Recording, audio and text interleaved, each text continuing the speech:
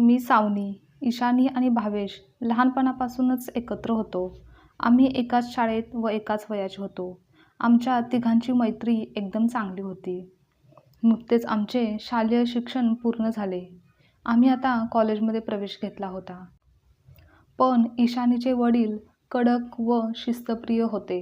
ईशानीने कॉलेजला जाणे त्यांना मान्य नव्हते. म्हणूनच तर त्यांनी अजूनही ईशानीचे ॲडमिशन घेतलेले नव्हते. मी आणि भावेश ईशानीला कॉलेजला प्रवेश घेण्यासाठी आग्रह करत होतो. पण वडिलांच्या समोर बोलण्याचे धाडस तिच्यात नव्हते. खरं तर आम्ही तिघेही लहानपणापासून अभ्यासात हुशार होतो. आम्ही एकत्रच अभ्यास करत होतो. प्रत्येकाची स्वप्ने, ध्येय प्रत्येकाने ठरवलेली होती आणि त्याच दिशेने वाटचाल सुरू होती. पण ईशानीला तिचे स्वप्न पूर्ण करण्यासाठी शिक्षण घेणे आवश्यक होते. म्हणूनच आम्ही आमच्या आईवडिलांना सांगितलं की ईशानीच्या वडिलांना समजावून सांगा आणि त्यानुसार ईशानीच्या वडिलांची समजूत काढली गेली व ईशानीला कॉलेजला जाण्याची परवानगी मिळाली. पण तिला तिच्या वडिलांनी सांगितलं की वेळेतच घरी परत यायचं. त्यावर ईशानीसुद्धा हो बोलली. आम्ही सर्वजण खूप खुश होतो. आता आम्ही रोज तिघे एकत्र कॉलेजला जाऊ लागलो व एकत्रच घरी येऊ लागलो. एके दिवशी माझी तब्येत ठीक नसल्याने मी कॉलेजला जाणार नव्हते. तेव्हा मी भावेशला सांगितलं की उद्या तू आणि ईशानी कॉलेजला जा. भावेश ठीक आहे असं बोलतो. त्या दिवशी कॉलेजला मी जाणार नसल्याने उशिराच उठले आणि फोन बघितला तर भावेशचे 2 मिस कॉल होते. मी त्याला लगेच फोन केला. तेव्हा तो सांगू लागला की माझ्या वडिलांच्या आईचे निधन झाले आहे. त्यामुळे मी आज सकाळीच पहाटे अचानक गावी आलो आहे. त्यामुळे मी आज कॉलेजला जाणार नाही. आज ईशानीला एकटीला जावं लागेल. बरं ठीक आहे बोलते आणि सावनी फोन ठेवून देते आणि काही वेळाने ईशानीच्या घरी जाते आणि तिच्या आईला विचारते की ईशानी अजून आली नाही का? मला तिला भेटायचं आहे. त्यावर त्या सांगतात की नाही, अजून ती आलेली नाही. आज कॉलेज लवकर सुटणार होतं का? तर सावनी बोलते, हो काकू, आज कॉलेज लवकरच सुटणार होतं. म्हणूनच मला वाटलं की ईशानी आली असेल. म्हणून मी तिला भेटण्यासाठी आली होते. आता ईशानीच्या आईला काळजी वाटू लागते. आपली मुलगी अजून घरी कशी काय परत आली नाही या विचारात त्या सावनीला पुन्हा विचारतात की तू तुझ्या दुसऱ्या कोणत्या मैत्रिणीला फोन करून बघ.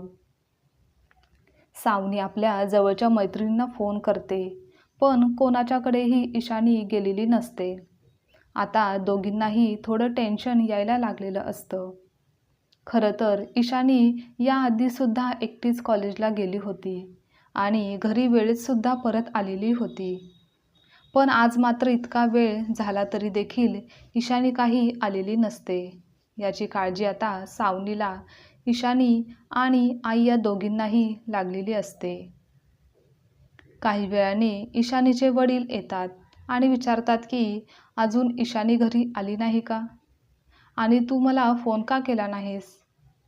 त्यावर ईशानीची आई बोलू लागते की अहो, मी तुम्हाला फोन करतच होते, पण तुमचा फोन लागत नव्हता आणि अजून आपली मुलगी आलेली नाही. त्यामुळे ते बाहेर शोधण्यासाठी जातात. बरेच तास आता उलटून गेलेले असतात. रात्र झालेली असते. तरी देखील ईशानी काही घरी परतलेली नसते. त्यामुळे ते दुसऱ्या दिवशी सकाळी जाऊन पोलीस स्टेशनमध्ये आपली तक्रार नोंदवतात. आता सगळ्यांनाच खूप टेन्शन आलेलं असतं. ईशानीची काळजी वाटू लागलेली असते. पण अजून देखील ईशानीचा काहीही पत्ता लागलेला नसतो.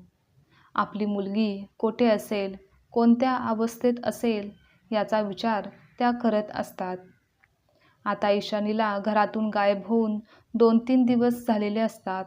पण तरी देखील ईशानीचा काहीच पत्ता लागलेला नसतो. आता भावेशसुद्धा गावावरून परतलेला असतो. त्यालासुद्धा जेव्हा ईशानीबद्दल गावावरून आल्यानंतर कळतं तेव्हा त्याला खूप मोठा धक्का बसतो. तो देखील ईशानीला शोधण्यासाठी इकडे तिकडे फिरत असतो, पण त्याला देखील ईशानी कोठेच सापडत नाही. ईशानीचे आईवडील खूप जास्त काळजीत असतात. वडील आईला बोलू लागतात की म्हणून मी तिला कॉलेजला पाठवत नव्हतो. आता तरी समजलं का? मला तिची काळजी वाटत होती म्हणूनच मी तिला कॉलेजला पाठवत नव्हतो. पण तुमच्या सगळ्यांच्या पुढे मला नमतं घ्यावं लागलं. आज बघतेस ना काय मिळालं आहे. आज 5 ते 6 दिवस झाले आहेत, पण आपल्या ईशानीचा अजूनही काहीच पत्ता नाही.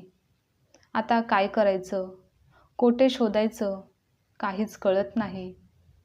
इकडे आम्ही सुद्धा सर्वजण काळजीत असतो. ईशानी खूप चांगली समजूतदार मुलगी असते. तिच्याकडून काहीही चुकीचं पाऊल उचललं जाणार नाही याची सर्वांनाच खात्री असते. पण इतके दिवस झाले तरी तिच्याबद्दल अजून काहीच माहिती मिळालेली नसते. त्यामुळे मनात खूप विचित्र विचार येऊ लागतात. पोलीससुद्धा तिचा तपास करत होते, पण त्यांच्याही प्रयत्नांना अजूनही यश आलेलं नसतं. 8 दिवसानंतर गावातील एका मुलाला ईशानी गावाबाहेरच्या रोडवरच्या कडेला ईशानी विचित्र अवस्थेत दिसते. तो पटकन ईशानीच्या घरी धावत सांगत येतो. आम्हा सर्वांनाही याबाबत कळतं. त्यामुळे आम्ही सर्वजण ईशानीला पाहण्यासाठी रोडवर सर्वजण जातो. तिला पाहून सगळ्यांनाच धक्का बसतो. ईशानीचे वडील तिच्याजवळ जातात. तिची अवस्था बघून त्यांना खूप वाईट वाटतं. तिचा चेहरा खूप सुकलेला दिसत होता. अंगावरचे कपडेसुद्धा खराब असतात. तिला पाहून तिचे वडील घाबरतच विचारतात की काय झालं आहे बाळा? काय झालं आहे? पण ईशानी मात्र काहीही बोलत नाही. ती आपल्याच विचारात हरवलेली असते. ती कोणाशीच काहीच बोलत नाही. सर्वजण तिला काय झालं आहे हे विचारण्याचा खूप प्रयत्न करतात, पण ती कोणाशीच काहीच बोलत नाही. काही वेळानंतर पोलीस तेथे येतात. पोलिसांना बोलवण्यात येतं. पोलीस तिला पोलीस स्टेशनवर घेऊन जातात. तिच्या हातात एक सुरीसुद्धा असते. त्यामुळे नेमकं प्रकरण काय आहे, नेमकं काय घडलं आहे हे जाणून घेण्यासाठी तिला पोलीस स्टेशनमध्ये पोलीस घेऊन जातात. लेडीज पोलीस तिची खूप चौकशी करतात. तिला विचारण्याचा प्रयत्न करतात की इतके दिवस तू कोठे होतीस? नेमकं काय झालं आहे? आणि हातात तुझ्या सुरी का होती? असे अनेक प्रश्न तिला विचारण्यात येतात. पण ती कोणत्याही प्रश्नाचं उत्तर देत नाही. तेव्हा काही वेळानंतर सावनी आणि भावेश पोलिसांना रिक्वेस्ट करतात की आम्ही तिच्याशी बोलू का? आम्ही तिचे खूप चांगले मित्र आहोत.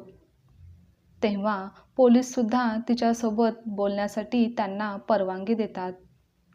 मग ते दोघेही ईशानीच्या जवळ जातात आणि ईशानीला विचारू लागतात की ईशानी, तू इतके दिवस कोठे होतीस आणि तुझ्या हातात सुरी का होती? नेमकं काय झालं आहे ते प्लीज आम्हाला सांग. सावनीला आणि भावेशला पाहून ईशानी जोरजोरात मोठमोठ्याने रडू लागते. सावनीला मिठी मारते आणि जोरात रडू लागते.